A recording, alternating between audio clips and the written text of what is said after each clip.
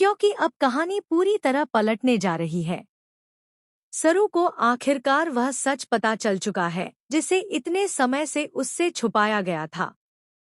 उसे अब समझ आ गया है कि चंद्रकांत ही उसके असली पिता हैं, वही इंसान जिनके पास रहकर भी वह अनजान रही। इतने साल वह इसी घर में रही, अपने पिता के इतने करीब रही, फिर भी उसे सच्चाई का एहसास नहीं होने दिया गया। लेकिन किस्मत ने अब सच को छुपा रहने नहीं दिया। जब सरू उस प्रतिमा के सामने खड़ी होती है और उसे महसूस होता है कि यह उसकी माँ गौरी की ही मूर्ति है, तो उसके दिल में तूफान उठ जाता है। उसकी आंखें भर आती हैं और वह अंदर से टूट भी जाती है और मजबूत भी हो जाती है। तभी वीडियो कॉल पर उसे यह पता चलता है कि उसकी माँ नहीं चाहती कि सच्चाई सामने आए, क्योंकि अगर सच बाहर आया तो उनकी जान खतरे में पड़ सकती है। यह सुनकर सरू का दिल कांप जाता है। वह अपनी माँ की बात मानने का फैसला तो कर लेती है, लेकिन उसके भीतर अब एक और बड़ी आग जल चुकी है। वह जानती है कि अब पीछे हटना नहीं है।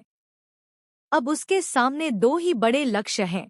पहला, अपने सपने को पूरा करना और डिप्टी कलेक्टर बनना, और दूसरा, अपनी माँ को इस घर में उनका असली हक और सम्मान दिलाना और उन्हें सबके सामने स्वीकार करवाना। इधर तारा, अनिका और कामिनी को लगता है कि उन्होंने जीत हासिल कर ली है, पर असली खेल अब शुरू होने वाला है।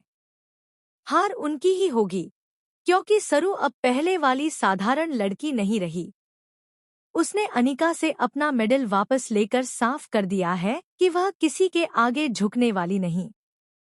उसे यह भी पता चल चुका है कि अनिका और कामिनी पहले दिन से सब कुछ जानती थीं, कि गौरी ही उसकी माँ है, फिर भी उन्होंने इसे छुपाया, झूठ बोला और नाटक किया। इससे सरू के अंदर उनके लिए गुस्सा और भी बढ़ गया है। अब वह सिर्फ भावनाओं से नहीं, दिमाग से भी काम करेगी। सरू फिर से अपनी पढ़ाई में ध्यान लगाएगी, अपने मकसद पर फोकस करेगी और कॉलेज में पहले से ज्यादा मेहनत करती दिखाई देगी। वह खुद से वादा कर चुकी है कि चाहे कितनी मुश्किलें आएं, वह डिप्टी कलेक्टर बनकर ही रहेगी। रिश्तों से दूर रहने की कोशिश के बावजूद किस्मत उसे एक बार फिर वेद के करीब खींच लाएगी।